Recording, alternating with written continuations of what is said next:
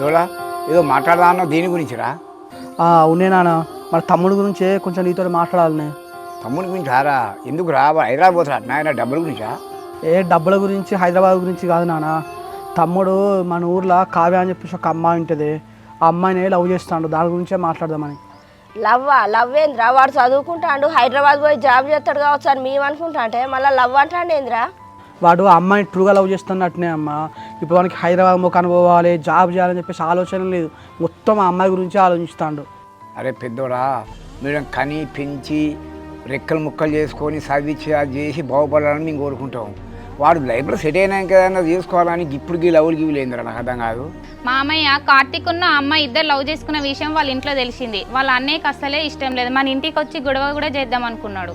కూడలా వాడు ఇంటి మీదకి వచ్చి గొడవ చేస్తే ఇవాళ పరుగు పోతుందిరా? అమ్మాయి కాబట్టి వాన్ పరుగే పోతుంది. అదే నాన్న, ఇక వాళ్ళ అన్న ఇంటి మీదకి వచ్చేటప్పుడు తమ్ముడు అనుండే ఇక నేను అమ్మాయిని మర్చిపోతా అది అని చెప్పేసి. సో మేము కూడా ఏమనుకున్నాం అంటే అమ్మాయిని మర్చిపోయి ఇక వాడు హైదరాబాద్కి పోయి జాబ్ చేస్తారు కావచ్చు అనుకున్నాం. కానీ వాడు అమ్మాయిని ఇంకా మర్చిపోలేదే.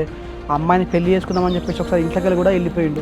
మరి ఇంకో విషయం మరి ఇట్లా జరుగుతుందని ఒక్క విషయం ఆలోచిస్తే మంచిగా ఉంటుంది కదా. దాని గురించి ఏ రకంగా ఎట్లా పోదామని ఆలోచిస్తుంది కదా. నేను పెద్దబావ అక్క అందరం చాలా విధాలుగా నచ్చ చెప్పడానికి ట్రై చేసినాం మామయ్య, కానీ ఆయన వినట్లేదు. కోడలా ఇంట్లో ఇవన్నీ విషయాలు జరుగుతా అంటే మాతో ఒకసారి అన్న చెప్పారా? మీరు ఆ చిన్నోడు ఎక్కడున్నారు రమ్మను. ఏమో అత్తమ్మ, బావ ఎప్పుడు ఎక్కడ ఎలా ఉంటున్నాడు అర్థం కావట్లేదు. ఎప్పుడు చూసినా అమ్మాయి గురించి ఆలోచిస్తూ బాధపడుతున్నాడు. అరే మన మంచిగా బీటెక్ అయిపోయింది, హైదరాబాద్ మంచిగా జాబ్ చేసి సెటిల్ అవుతాను నీ అనుకుంటే, నా కొడుకులు ఇద్దరు బాగుపడతారు అనుకుంటే వాడు గిట్ల చేస్తున్నారు. అరే పెద్దవాడు చిన్నోడు రమ్మని చెప్పరా. నాన్న ఇప్పుడు తమ్ముడు మొత్తం అమ్మాయి గురించి ఆలోచిస్తాండే, చాలా డిప్రెషన్ ఉన్నాడు.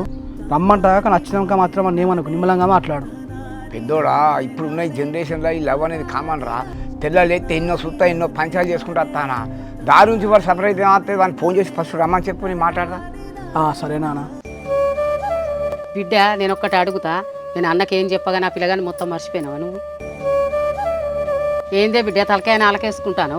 మరి అన్నేమో జాతకాలు చూపించుకురాని వేయండు, మరి ఆ పిల్లగాని మొత్తం మర్చిపోయినావు కదా నువ్వు. ఎన్నిసార్లు చెప్పాలమ్మా? మొన్న అడిగినప్పుడే చెప్పినా కదా మర్చిపోయినా అని చెప్పి. అదే బిడ్డ అన్నకి ఇట్లా భయపడి మాట మారుతానవా?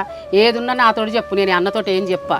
అట్లేం లేదమ్మా, ఇంట్లో నేను ఒక తోలుబొమ్మని అయిపోయినా. మీరు చెప్పింది వింటానా, ఆడిచ్చినట్టు ఆడతానా. అదేం లేదు బిడ్డ, నువ్వు బాధపడద్దానే నేను అడుగుతానా. ఏదున్నా నాతోటి చెప్పు. భావం చేసుకున్నాడు ఇష్టమేనా బిడ్డ? తీర టైంకి వచ్చినాక పిట్టల మీదకి వచ్చినాక నేను చేసుకోను అంటే అత్తమామతోటి మాట పోతుంది, ఊళ్ళో మన పరువు పోతుంది. అమ్మ చెప్పినా కదా, నా ఇష్టంతో మీకు పని లేదు. మీకు నచ్చింది చేస్తున్నాను కదా, చేసుకోండి. సరే బిడ్డ, 2 నెలల కాంచి ఏదో అయింది అయిపోయింది. ఈ కాని నుంచి భావని పెళ్లి చేసుకొని సంతోషంగా ఉండు.